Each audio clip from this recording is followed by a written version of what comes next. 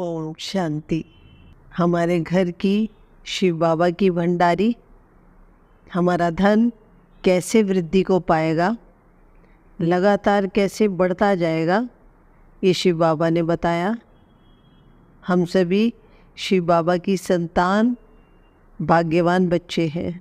इस कल्याणकारी संगम युग पर बाबा ने आकर अपना परिचय देकर अपना बनाया। अब बाबा कहते हैं, सब तन मन धन सौंप दो और निश्चिंत बेफिक्र बादशाह बनो। बादशाह तो सतयुग में बनेंगे ही, परंतु अभी से बेफिक्र होना है। अब हम सोचें, फिक्र हमारे जीवन में कौन कौन सी होती है। तो सबसे पहले तो तन की, फिर मन की, फिर धन की, संबंध संपर्क की। आप जानते ही हो कि जो कुछ भी वर्तमान में हमारे जीवन में चल रहा है, वो शिव बाबा ने बताया कि हमारे ही पूर्व जन्मों के कर्मों का रिटर्न है। जब ज्ञान ही नहीं था तो विकारों के वश कर्म करते थे। अहंकार, लोभ, मोह, क्रोधवश काम करते थे, क्योंकि देह भान में थे।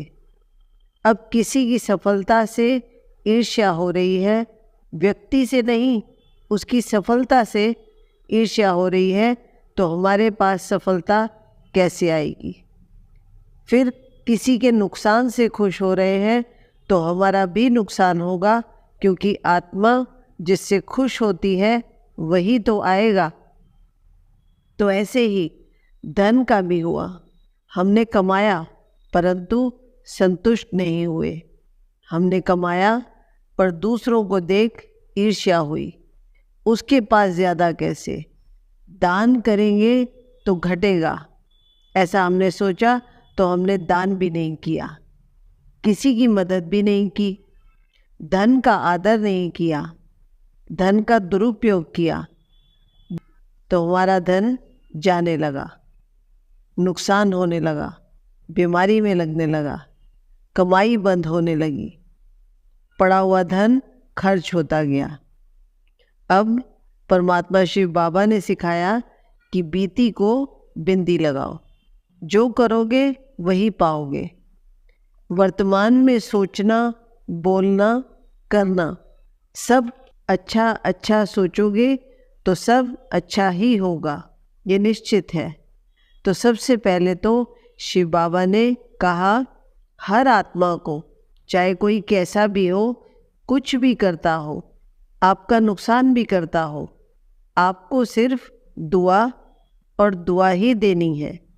क्योंकि कोई कैसा भी व्यवहार क्यों कर रहा है, ये बाबा ने कहा कि सिर्फ मैं जानता हूँ। बाबा ने समझाया कि ये बात सदा याद रखो कि जीवन में जो कुछ सामने से आ रहा है, ये मेरा भाग्य है, ये मेरे ही किए कर्मों का रिटर्न है। फिर चाहे नुकसान है या फ़ायदा है, इंसल्ट है या एप्रिसिएशन है, क्रोध है या प्यार है, जो भी रिश्ते हैं सब निश्चित है।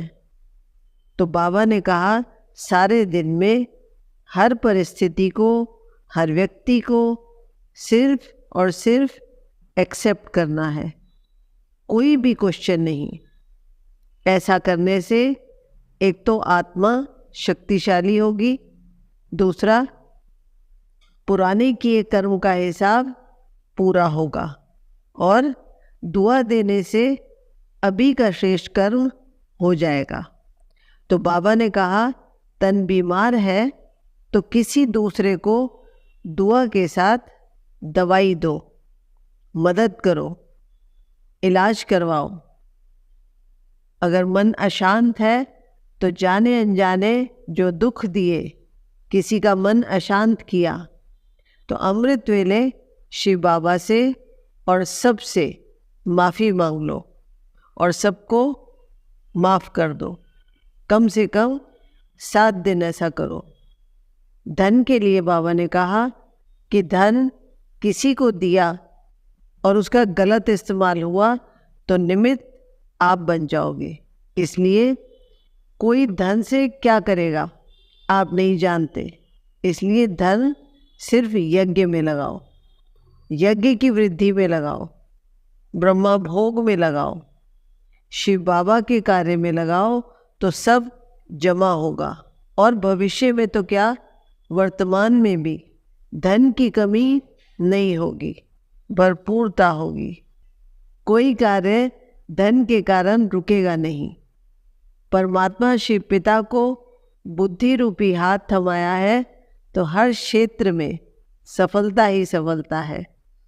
शिव बाबा ने कहा, आप भोजन बनाकर बांट सकते हो, अनाज बांट सकते हैं, कपड़े बांट सकते हैं, सेवा कर सकते हैं, परंतु धन सिर्फ यज्ञ सेवा में लगाना है, तभी धन वृद्धि को पाएगा, सफल होगा, बढ़ता जाएगा। ओम शांति।